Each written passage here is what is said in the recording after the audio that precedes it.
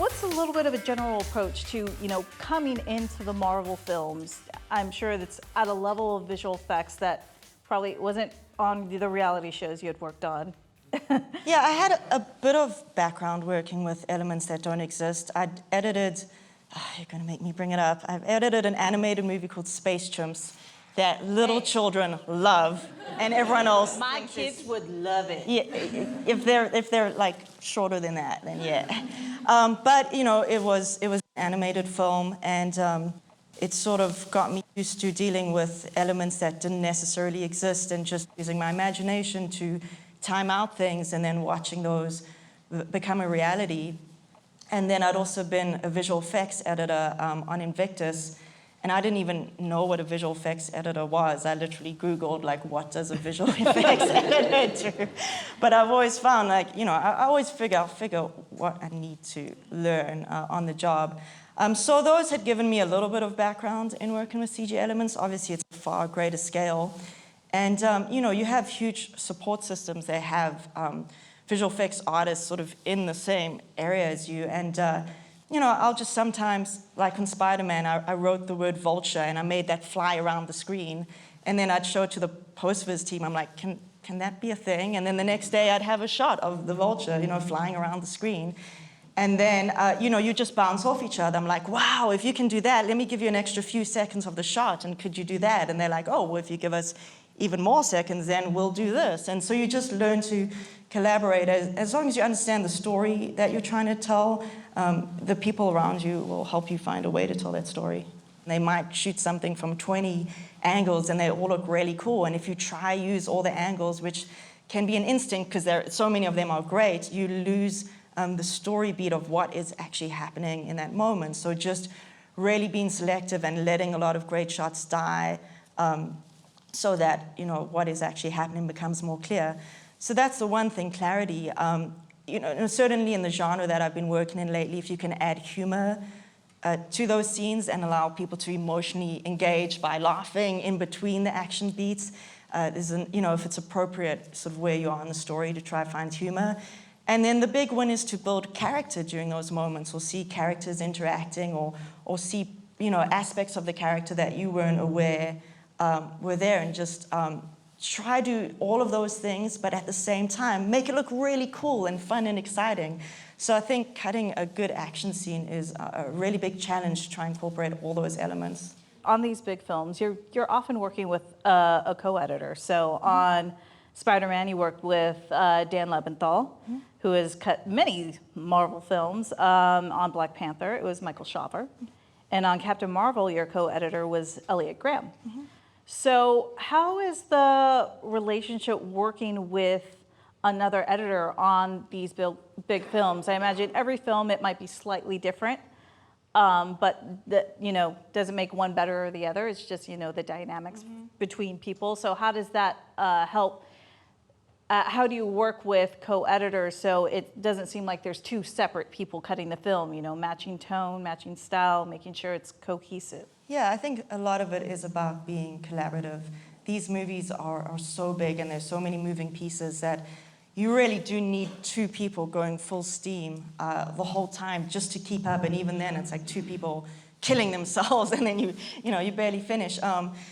But the trick to that is, even though you may take ownership of different sections of the film, to keep touching base with each other and to keep having discussions about their overall tone or the way you're cutting an actor's performance, and just making sure you're in sync and just making sure it serves the story, and debating and challenging each other constantly, watching the other person's dailies and going, oh, I noticed, something stood out to me. And sometimes we'll switch scenes back and forth.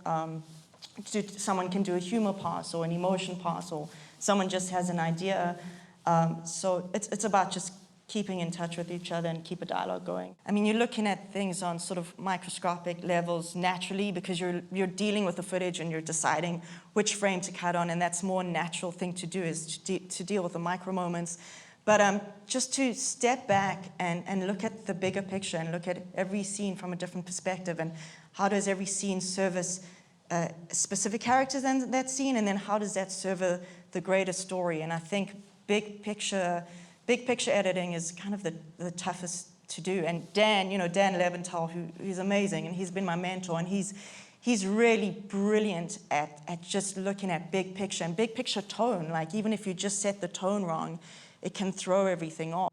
But as long as you're serving, again, the emotional narrative of the scene, as long as everyone's in service of that. And I like to be really open to input from the visual effects crew, because they're looking really closely at a section while, sometimes I'm looking at the whole thing. And I find it's important to just really be open to their ideas and input, because they're looking at it way closer than I am and giving it far more consideration, because someone might just work on a shot for a couple of days or a week where, I'm dealing with the whole movie. So I think it's about being open to that, and it's okay if it's not your idea, because if the scene or the movie's better, then everyone wins. And especially on Black Panther, Ryan is really amazing with just listening to input from everyone, and best idea wins. And our PAs felt completely comfortable pitching ideas, and some of them are in the film, and it was just great because they're looking at it from a different angle, and they don't know who was in the room, and they don't know what Kevin Feige pitched and what someone else pitched. They're just looking at it as a standalone thing. So I think it's imperative to be open to creative collaboration from everyone. I mean, you don't have to do what anyone says if you disagree with them, but it doesn't hurt to just listen and listen and listen and listen, and then feel what you lean towards, feel what you naturally start defending. And if you naturally start defending something, you're like, great, I just learned that this was important to me. I didn't know that before.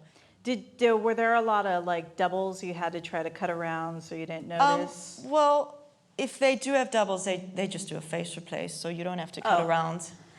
It's nice Some to have movie those magic. kind of budgets. Please put a different face on that person. I mean, you can do, there is a lot of visual effects tricks that it helps to know, because you can only ask for it if you know about it, where if a punch doesn't feel too close, you're like, can you please move their arm closer to that person's face? Yes. They just make the arm. Yeah. They cut and paste it and So paint out. it's a different way of editing, because I've definitely worked on indie fare where you don't have those options, so you have to hide those in the cuts, and it's amazing to know, no, I just need to make them move their hand closer to the face. Great, can you move the arm over there? Cool. I think there's a trick, though, because if you become too reliant on knowing that money can save you, then you aren't as creative. And I definitely found when I was working on smaller films where I'm like, we are not getting additional photography on anything. It is not happening. There are no visual effects. And then you really sit and play and come up with some great out-of-the-box solutions that you would never have thought of, and that didn't even seem to make sense, but they're so weird and so cool, and they often become my favorite moments of the film. So now that I am in the world where anything I imagine, if I can sell it, they will spend hundreds of thousands of dollars of shooting it or making the visual effects, but that is not where I should go first. I should first see what footage I have and see if there's a creative out-the-box solution that'll be different and original and perhaps better, and if there isn't, then great, can we please, reshoot that? I try to surround myself with the editors who are doing exactly what I wanted to do. And for example, when I got the Sally Menke Fellowship through the Sundance Institute, I was allowed to choose an editing mentor, so I chose Jeff Ford, who's, one of the big editors at Marvel, and Dan Leventhal mentored me for years, and I met Wyatt, I knew about 5 of them, and but it was a really long process of meeting them and firstly having a natural connection, because I think people can feel when you just have an ulterior motive and you don't naturally connect as human beings, and then when you try to force it, it doesn't work. So I've always tried to meet so many people that some of them I just will naturally connect with, and they enjoy my company as much as I enjoy theirs. And just realizing that even after you plant the seed, it takes years and years to grow. So I met Dan, I sent him an email when I first moved to LA. He was working on Cowboys and Aliens, and I just immigrated, so my legal status was alien of extraordinary ability. So I'm like, hey, you're working on Cowboys and Aliens, and I just happen to be an alien. That's my legal terminology. And then I met him a few months later at a networking event, and then just stayed in touch, became friends, and then a few years later, he was working on an indie film and then had to leave that to go to Marvel, and I sort of babysat that indie film for him, and I took radical risks with that. I really tried to sort of show my storytelling skills, and then that went great, and he was like, wow, you know, we could potentially work as a team. And then it still took 3 or 4 years after that. So it's just about realizing it really is, well, at least for me, maybe some people get lucky, it really is about the long game, and really is about surrounding yourself authentically with people who are exactly where you want to be. When you heard they were doing Captain Marvel, you were wearing a Captain Marvel shirt? Yeah, At basically. strategic times? Yeah, I wanted to work on Captain Marvel, so I bought a Captain Marvel t-shirt, and then every single time Kevin Feige and the other execs came in, I wanted to I wore the Captain Marvel t-shirt, and like my brilliant plan was to create like a subconscious association. And then I thought, like, what's going to happen one day? They're going to be sitting around and they're going to go, who should we get for Captain Marvel? And like one of them is going to say, I don't know why, but like whenever I think of Captain Marvel, I think of Debbie Berman. And the other one's going to go, that's so weird, me too. So I wore that shirt, and I'm telling you, every time they came in, and the crew started getting in on it. Like they saw me wearing the Captain Marvel shirt, and they're like, oh, is Kevin Feige coming in today? You're wearing the shirt. I have to admit, I think that's similar to how I was asked to moderate this discussion, because I've been nerding out about Captain Marvel for months on my social media accounts, and then I happened to speak with Wendy at an event, and she was like, hey, wait, you know, we're going to be talking with Debbie. You want to do it? I heard you like Captain Marvel. I was like, yes. That's true. Yes, and what actually ended up having the funniest end to the story is the first day the directors had wrapped the shoot, and we all sort of met in editorial together, and I'm like, you know what? I think I'm going to wear the shirt today. And I wore the shirt, but by then it was so worn, like it smelled so great. I had worn that shirt and one of the directors saw it and like, oh, that shirt looks really old. Is it vintage? And I was like, no, it's just, you know, it's just really well worn. And then Kevin Feige was like, yeah, she wore that on Spider-Man all the time. I'm like, okay, I guess I wrote him a little email. I'm like, okay, so I guess you noticed, you know, it wasn't as subtle as I thought. But the bigger story behind that, and what I've always done, is I think when you ask people for things, that can be, it's not the greatest approach, because I think people get asked for things a lot. So what I've always done is just let people know what I want and then prove myself, and then they've usually come to me. Like I never asked Dan to put me forward on Spider-Man.